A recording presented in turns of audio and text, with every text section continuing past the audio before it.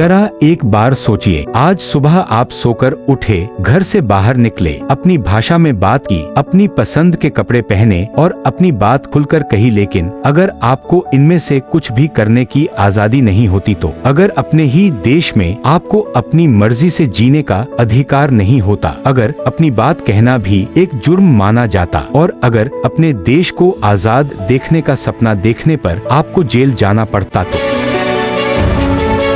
आज हम 15 अगस्त मनाते हैं, तिरंगा लहराते हैं, राष्ट्रगान गाते हैं और मिठाई बांटते हैं, लेकिन इस एक दिन के पीछे छिपी है एक ऐसी कहानी जिसमें लोगों को आजादी के लिए जेल जाना पड़ा, गोलियों के सामने खड़ा होना पड़ा और फांसी के फंदे तक जाना पड़ा। किसी ने अपना घर छोड़ा, किसी ने अपना परिवार छोड़ा और किसी ने अपने देश के लिए अपनी पूरी जिंदगी कुर्बान कर दी। कुछ लोग ऐसे भी थे जिन्हें पता था कि उनके सामने मौत खड़ी है, फिर भी उन्होंने पीछे हटने से इनकार कर दिया। आज की कहानी उसी आजादी की है।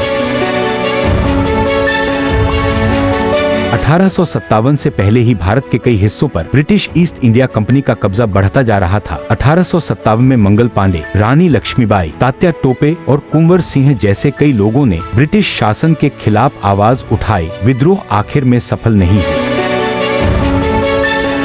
लेकिन इसने पूरे देश को एक बड़ा संदेश दिया। भारत के लोग अब अपने अधिकारों के लिए लड़ना सीख रहे थे। इसके बाद आजादी की आवाज धीरे धीरे और मजबूत होती गई। 1885 में इंडियन नेशनल कांग्रेस की स्थापना हुई। आगे चलकर स्वदेशी आंदोलन शुरू हुआ और लोगों ने ब्रिटिश सामान का बहिष्कार करना शुरू किया।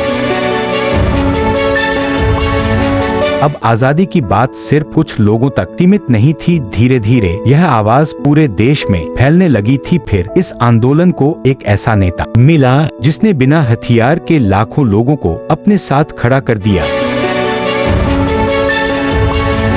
उनका नाम था महात्मा गांधी। गांधी जी का रास्ता था अहिंसा और सत्याग्रह। उनका मानना था कि अन्याय के खिलाफ लड़ने के लिए हमेशा हथियार उठाना जरूरी नहीं है। अगर करोड़ों लोग एक साथ गलत शासन का साथ देना बंद कर दे तो उस शासन की ताकत भी कम हो सकती है। 1930 में गांधी जी ने नमक कानून के खिलाफ आंदोलन शुरू किया। उन्होंने साबरमती आश्रम से समुद्र तक पैदल यात्रा की और नमक कानून तोड़ा। देखने में यह एक छोटी सी बात थी, लेकिन इसका असर पूरे देश पर पड़ा। फिर आया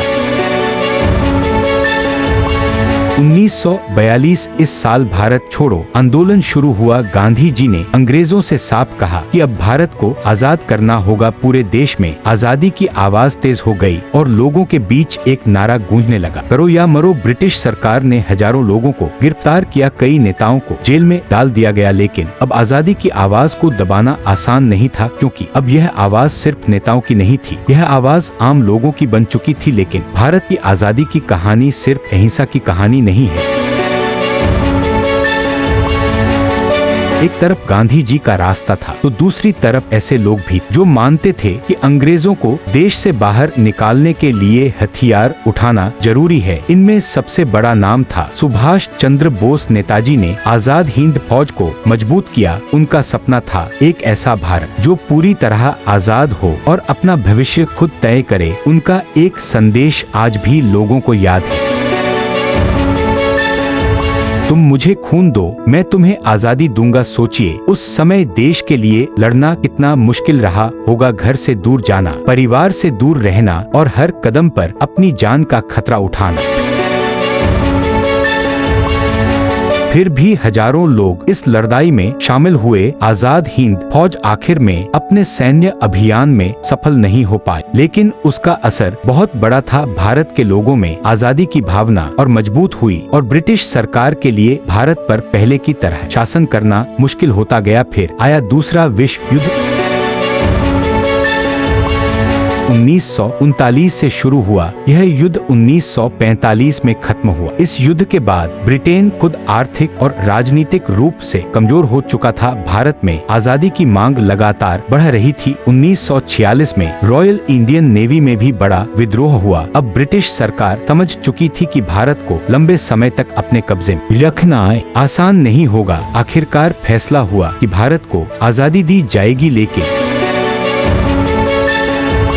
इस आजादी के साथ एक बहुत बड़ा दर्द भी आया। देश का बंटवारा, भारत और पाकिस्तान दो अलग देश बन गए। लाखों लोगों को अपना घर छोड़ना पड़ा। लोग अपनी जमीन, अपना शहर और अपने पुराने रिश्ते पीछे छोड़कर दूसरी जगह जाने के लिए मजबूर हो गए। कई परिवार हमेशा के लिए बिछड़ गए। बहुत से लोगों की जान चली गई। इसलिए 15 अगस्त की कहानी सिर्फ खुशी की कहानी नहीं है, इसके साथ उन लाखों लोगों का दर्द भी जुड़ा है जिन्होंने आजादी के समय अपना घर और अपने लोग खो दिए। और फिर आया वो दिन जिसका इंतजार भारत के लोग सालों से कर रहे थे। 15 अगस्त 1947 भारत आजाद हो गया। दिल्ली में तिरंगा लहराया। देश ने पहली बार अपने भविष्य का फैसला खुद करने का अधिकार पाया। सदियों की गुलामी और लंबे संघर्ष के बाद भारत एक नए दौर में कदम रख चुका था। लेकिन इतने सालों बाद हमारे सामने एक सवाल है, क्या हम सच में अपनी आजादी की कीमत समझते हैं? आज हम अपनी भाषा में बात कर सकते हैं, अपनी सोच रख सकते हैं, वोट दे सकते हैं, सरकार से सवाल कर सकते हैं और अपने सपनों के पीछे भाग सकते हैं। लेकिन आजादी सिर्फ तिरंगा लहराने या 15 अगस्त मनाने का नाम नहीं है। आजादी का मतलब है अपने देश के लिए जिम्मेदार होना, गलत को देखकर चुप न रहना, दूसरे इंसान के अधिकार की इज्जत करना और अपने काम को ईमानदारी से करना सबसे जरूरी बात। उन लोगों को कभी नहीं भूलना जिन्होंने हमारे लिए अपनी जान दे दी, क्योंकि आज हम जिस आजाद हवा में सांस ले रहे हैं उसके पीछे सिर्फ एक तारीख नहीं है, इसके पीछे लाखों लोगों का संघर्ष है, उनका खून है, उनका पसीना है और उनके अधूरे सपने हैं। इसलिए जब आप 15 अगस्त को तिरंगे को देखें तो सिर्फ एक झंडा मत देखिए, उसमें एक इतिहास देखिए, एक संघर्ष देखिए, एक सपना देखिए और उन लोगों की कहानी याद कीजिए जिनकी कुर्बानी की वजह से आज हम आजाद हैं। याद रखिए, आजादी हमें तोहफे में नहीं मिली, आजादी एक जिम्मेदारी है और इस जिम्मेदारी को निभाना हम सबका काम है। अगर हम अपने देश को थोड़ा बेहतर बनाने की कोशिश करें, अपने काम को ईमानदारी से करें और जरूरत पड़ने पर गलत के खिलाफ आवाज उठाएं, तो शायद यही उन लोगों के लिए हमारी सबसे बड़ी श्रद्धांजलि होगी जिन्होंने इस देश के लिए अपना सब कुछ दे दिया।